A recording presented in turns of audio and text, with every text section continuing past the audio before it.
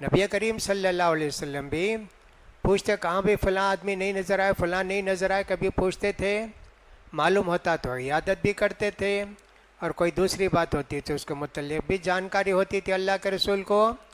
تو عیادت کوئی معمولی چیز نہیں ہے، پیسہ خرچ ہو جائے جی کوئی بات نہیں۔ فرض کیجئے بنگلور میں کوئی آپ کے رشتہ دار بیمار ہیں، ان کو دیکھنے کے لیے آپ مدراس سے جاتے ہیں 360 کلومیٹر دور، جی کتنا ٹکٹ خرید کے جاتے ہیں، کتنا ثواب ملے گا جی آپ کو۔ آپ تو یہاں سے جاتے ہیں، یہیں سے جب گھر سے نکلے وہیں سے آپ کا ثواب شروع ہو گیا، فرشتوں نے دعا کرنا شروع کر دی، پھر ان کی عیادت کر کے واپس آنے تک گھر کو کتنی دعا کرتے فرشتے، سبحان اللہ۔ دینے والا بے حد دینے والے کے بے حساب دینا چاہتا ہے، لینے والا نہیں ہے۔ چھوٹی چھوٹی باتوں پر عمل کر کے ہم کتنا ثواب کما سکتے ہیں، اللہ اکبر۔ اس لیے اس کا ہم کو خیال کرنا چاہیے۔ رحمت کے فرشتے سے کچھ لوگ محروم رہتے ہیں، کافر کی لاش، کافر کی لاش کے پاس فرشتے آتے نہیں، ایک۔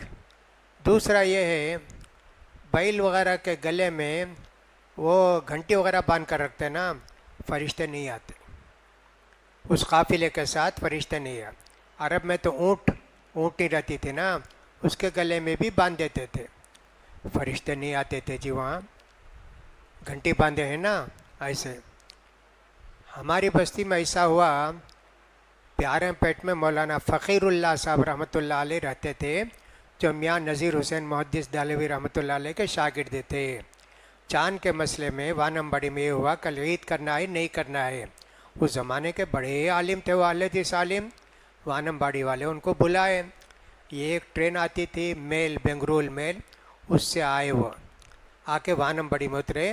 اس زمانے میں بیل گاڑی رہتی تھی، بیل گاڑی میں بیٹھے، وہ ذرا دوڑی، پھر روکو روکو روکو روکو روکو، روک دیے تو کہا ارے یہ کیا، اس کے گلے میں نکالو جی، اس کو نکال دیے بعد پھر گئے، وہ کہا رحمت کے فرشتے نہیں رہتے جی ہمارے ساتھ۔ دیکھو کتنا خیال کرتے تھے اللہ والے، ایسے خیال کرتے چھوٹی چھوٹی باتوں کا، تو ان کے ساتھ بھی فرشتے نہیں رہتے ہیں۔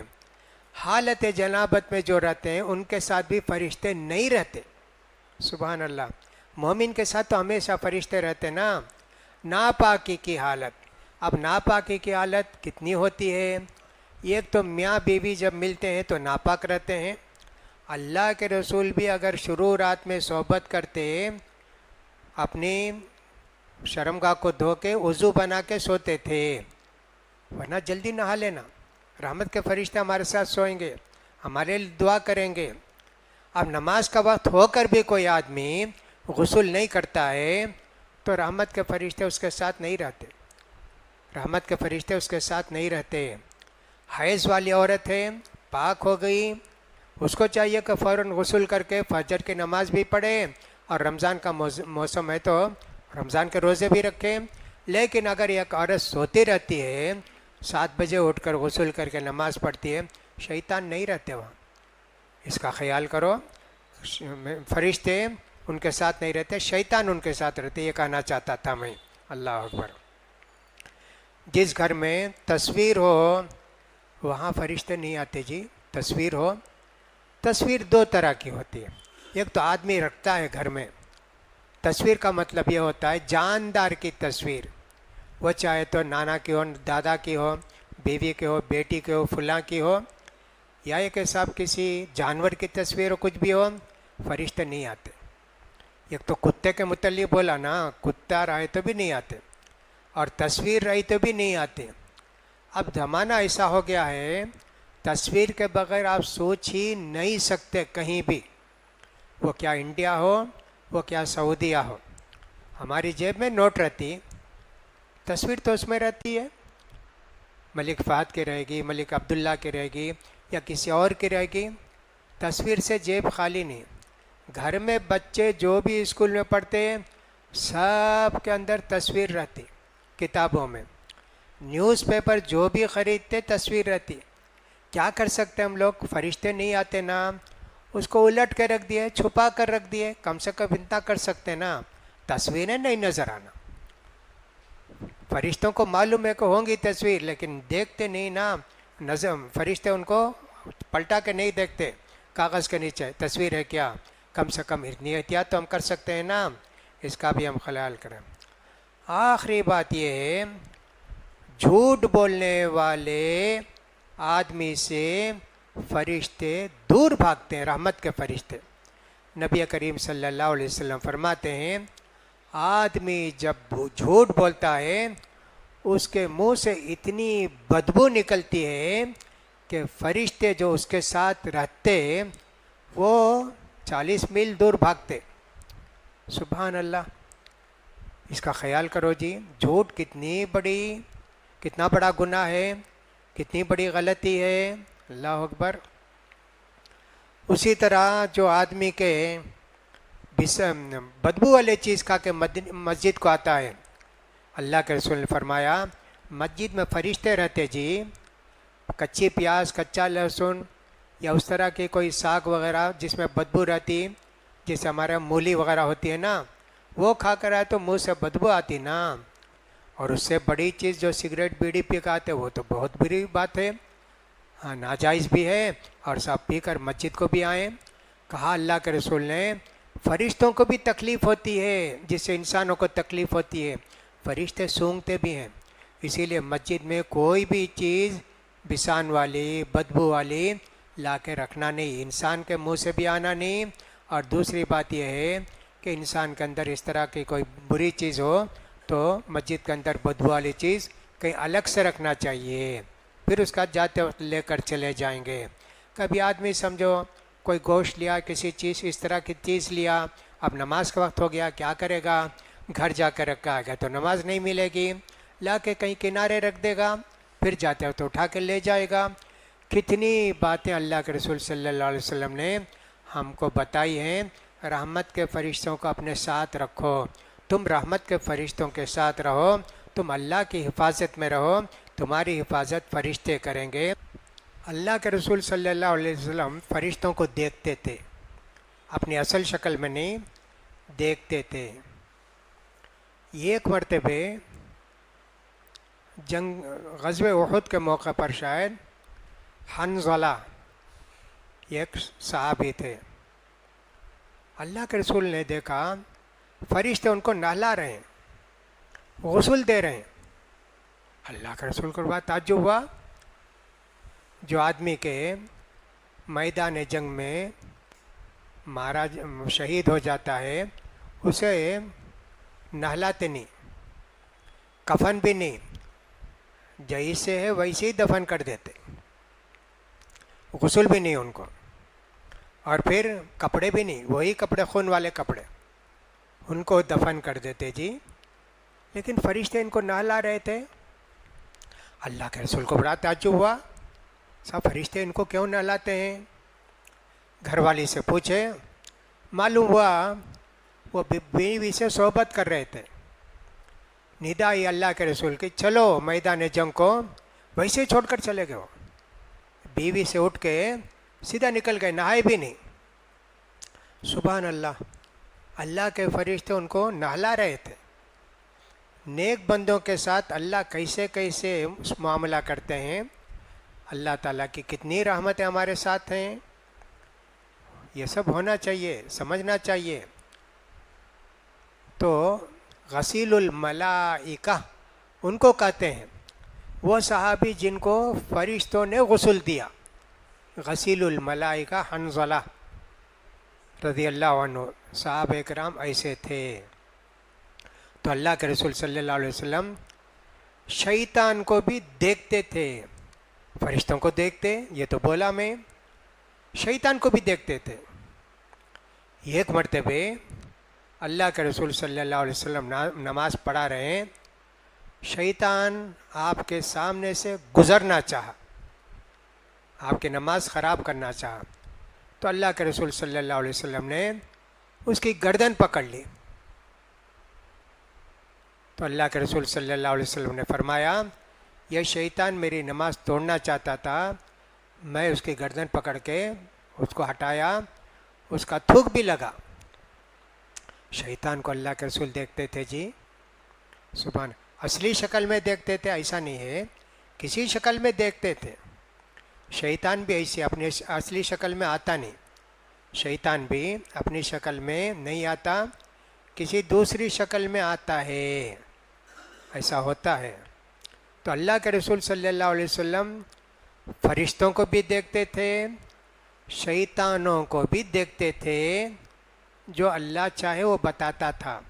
सब शैतानों को थोड़ी देखते थे अल्लाह के रसूल। जो इस तरह आता था, कोई ख़राबी करना चाहता, उसको अल्लाह के रसूल देखते थे, सबको नहीं देखते, सारे शैतानों को। सुभान अल्लाह।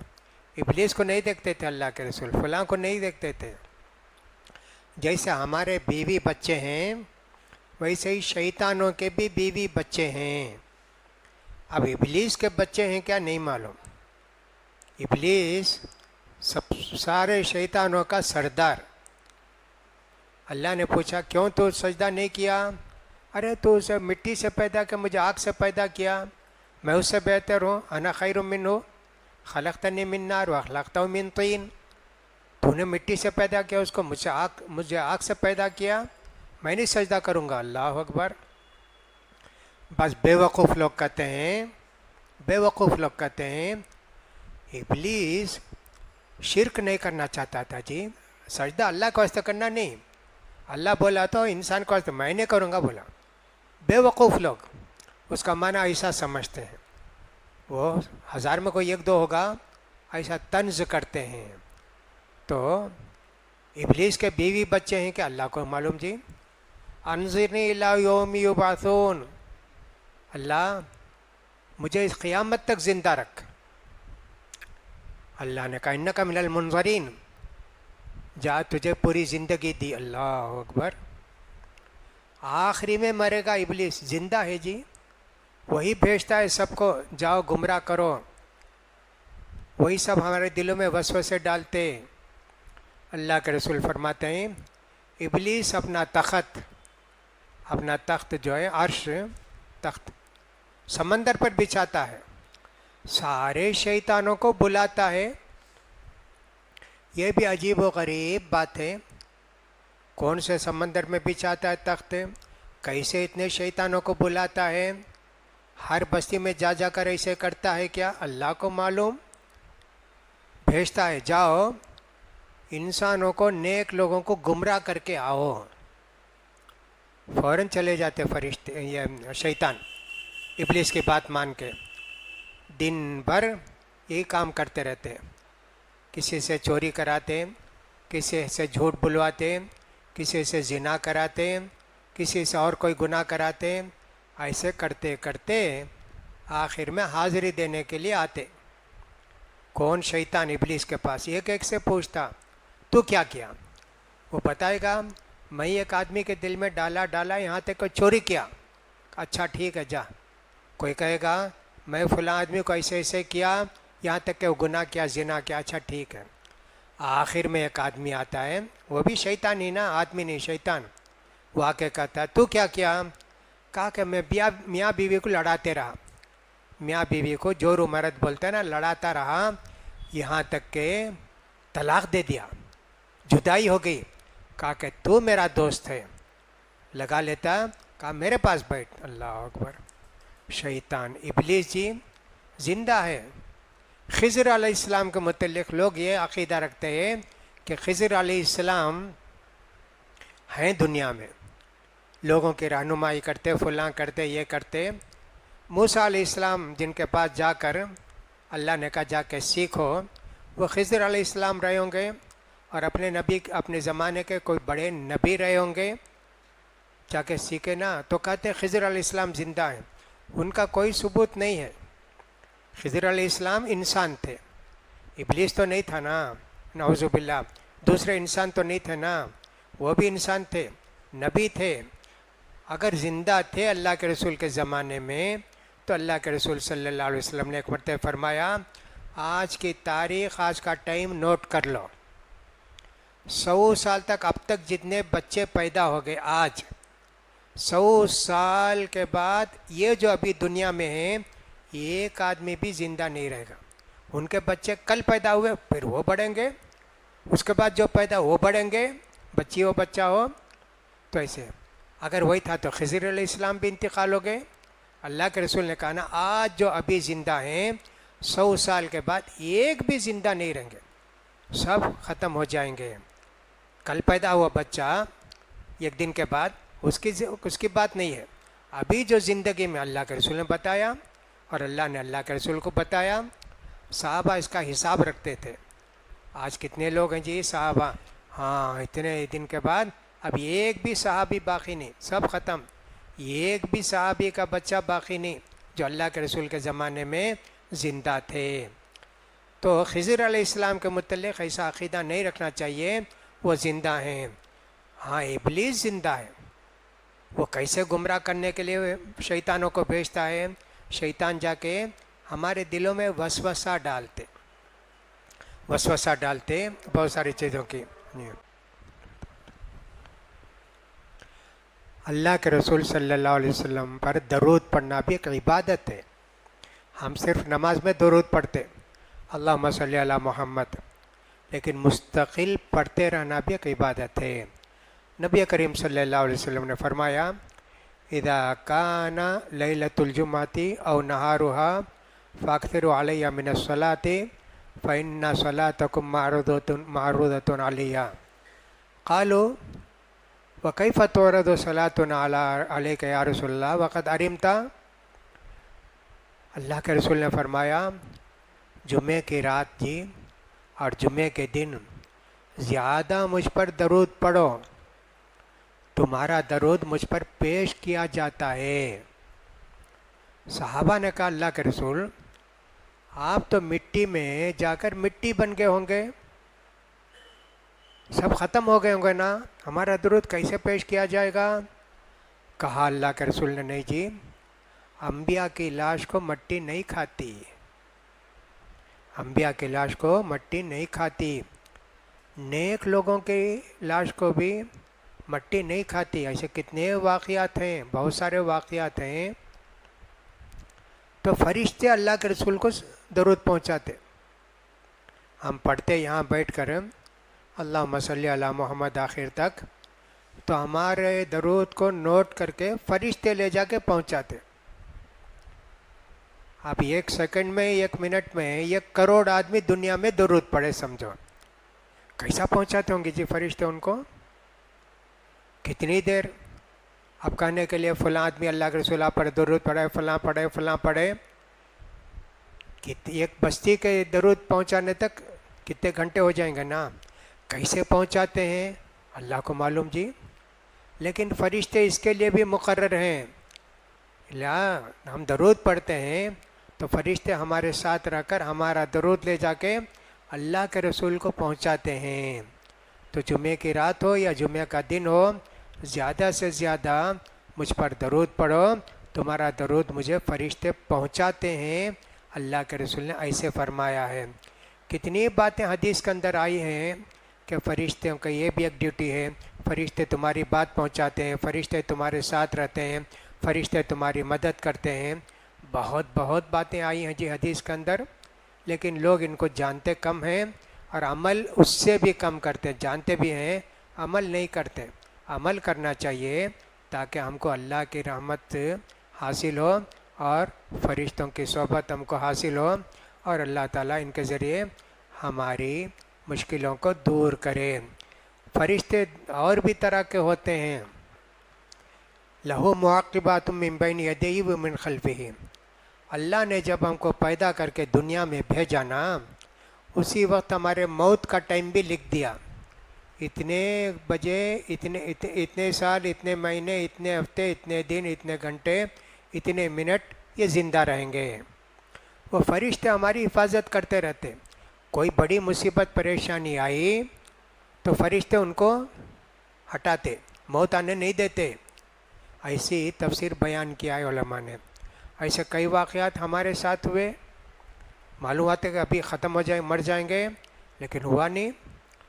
میں ایک مرتبہ تھا کوئمبتور میں، وہ ایک ہندوؤں کی گلی تھی، وہاں سے گزرتا تھا میں گھر جانے کے لیے. تو درختوں پر بیٹھ کر پتھر رکھ کے بیٹھا تھا. میں جب گزرا ڈالا ہوا پتھر، یہ قدم جی نیچے گرا اور وہ درخت سے اتر کے بھاگا. یہ بھی میرے ساتھ ہوا، ایسے کئی مرتبہ ایسا ہوا. سبحان اللہ.